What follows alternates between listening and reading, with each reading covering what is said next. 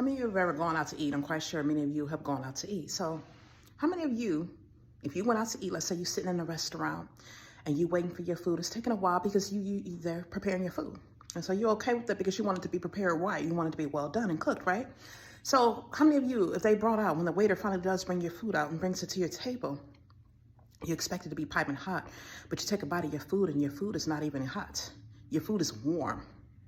Your food is warm as if it had been sitting around in the kitchen for a while. It's not piping hot. So either the food's supposed to be hot or it's supposed to be cold, but your food is warm. How many of you would keep that food, or would you send that food back to the waiter and tell the waiter, hey, take this back to the kitchen. I need this prepared over. I mean, this food is not even hot. What would you do? Would you eat that food? It don't taste the same, right? It don't taste the same when the food is warm and you just come out of the kitchen. You expect it to be piping hot. You expect it to have just been prepared, not just been sitting around in the kitchen collecting bacteria, whatever else is going on. People coughing over, sneezing over, treated any kind of way. You want your food to be treated properly. You want it to have quality and value when it's given to you. And this is how God is. God expects us, our works, to have quality. He does not like it when we're warm, when we're lukewarm. He wants us to either be on fire, hot, and have that passion and that zeal, or he wants us to either be cold. Cold means you don't care at all. You're not going to do it. He don't want you to be 1 foot in and 1 foot out. And it talks about in the Bible what God is going to do with those who are lukewarm Christians. So I'm going to be reading to you from the book of Revelation, chapter 3, and I'm looking at verses 15 through 16, and it says, I know thy works, that thou art neither cold nor hot. I would thou wert cold or hot. So then because thou art lukewarm and neither cold nor hot, I will spew thee out of my mouth. So basically, God is saying, I want it to be either cold or hot, meaning if you're eating, depending on what you're eating. The food is supposed to be cold or it's supposed to be hot. If you just freshly cooked a meal and prepared a meal and it's coming right out of the oven or off the stove, you want it to be hot.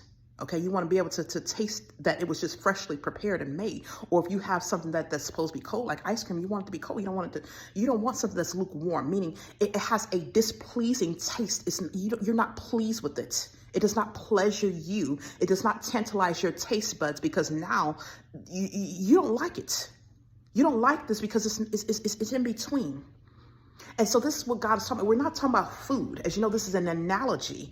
As you know, we're talking about being on fire for God. God wants you to have passion. He wants you to have zeal. Now I'm going to look at the definition here for lukewarm. And for lukewarm, it says moderately warm or tepid, lacking conviction.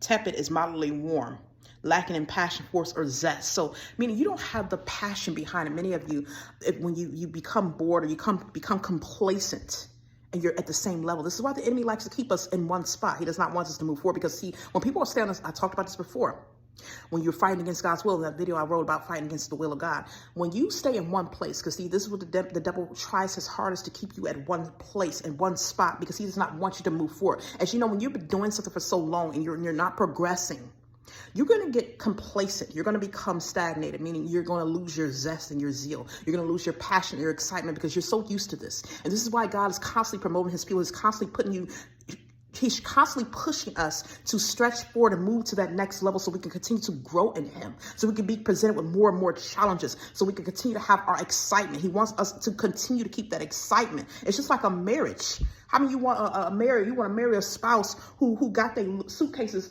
sitting there packed at the door the entire time waiting? They constantly waiting because one day they plan on walking away.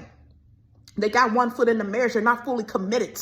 And that's what happens with a person who's lukewarm. You're not fully committed to God. You're not fully committed to his works. And see, you're always waiting for something better to come along, or you're waiting for your opportunity so you can bail and run away. You stuck in between. And this is what God said. You got to be on fire. You have to have that passion. You want a marriage that's filled with passion. You want something. You want your spouse to come home, baby. I want to give you a kiss, baby. I love you. You want that fire constantly. You don't want somebody sitting here with their suitcases ready for the next Joe or Sue to come around and say, hey, I'm about to leave because I done found something better down the street. And see, when you sitting here lukewarm, that's how God feels, that you sitting here waiting for another opportunity. You not fully committed to him. You halfway in this thing. See, this is a marriage. You married to God right now. He wants passion in his marriage. He wants you to be on fire for him. He wants you to see him when you come to the door. He want a kiss on the cheek. He wants you to kiss him on the lips, or whatever it is that you do when your spouse come home and you want to show him, hey, baby, I love you.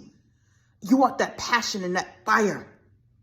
He doesn't want somebody who's sitting here unenthused, lackadaisical, no interest, halfway here, halfway there. Your mind stuck on something else, or you not even thinking about it. You just going through the motions. See, you've been married so long and ain't no passion in the marriage. You going through the motions. See, that's what God is at. He said he don't want us to be like that. He don't want you to be lukewarm. I'll spew you out. It's like the lukewarm food that just came out of the kitchen. You gonna spit it out because you don't want it. You want your food to be hot. You want your food to be on fire. You want the passion. See, the passion starts to lack when you're not moving forward and you're not continuing to challenge yourself and you're not growing in God and you're staying stagnated at the same spot in the same place. This is why God called us to newer heights, to continue to press forward and to mature in him.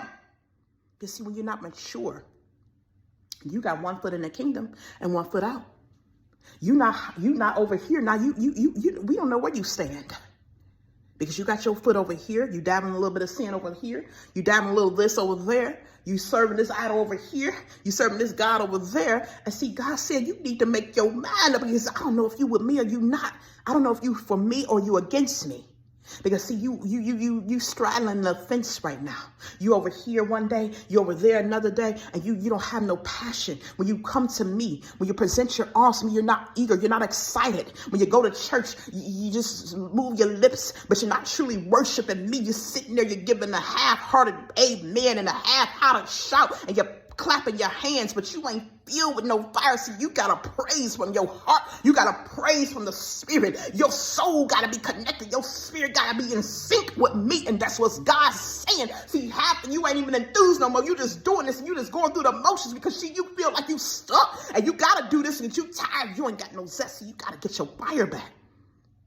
And that's what God's saying. You got to get the passion back for him. You have to have your first love. You have to have the fire reignited. You got to go to the days like when you first met your sweetheart. When you first saw him, you was wooing your baby then because see, you loved them. You were on fire. It was something new. You were excited. You got to get your love back. You got to get your first love. See, God wants you to be on fire for him every day like it's the first time. Every day like it's the first time like you just met. He wants you to fall in love with him every single day. He does not want you to sit here with no fire and no passion. Even when you're doing your works and you're presenting your arms and you're doing your works for him, he wants you to do it with enthusiasm. He wants you to be fully committed. He wants the fire and the passion behind it. He wants the full quality. He doesn't want something done haphazardly because he's going to spew it out. That's not going to have no place in his kingdom. He's going to reject your works. Remember Cain. Cain came and gave God just the least. He did not give his all to God. He did not give him top quality. And guess what? God rejected him. And he became all mad and angry and jealous of his brother Abel, who gave him his passion. He had his passion behind his works. And see, Cain wanted to murder his brother because see, he was rejected by God. But all he had to do was get his fire. But see, he didn't have that fire for God. And that's what God's talking about. He does not want his people to be lukewarm. He wants us to be on fire for him. He wants us to have the passion and the fire and the yearning desire to serve him, not half-heartedly. He wants us to be fully committed to him in everything. He wants us to be fully committed in everything we do.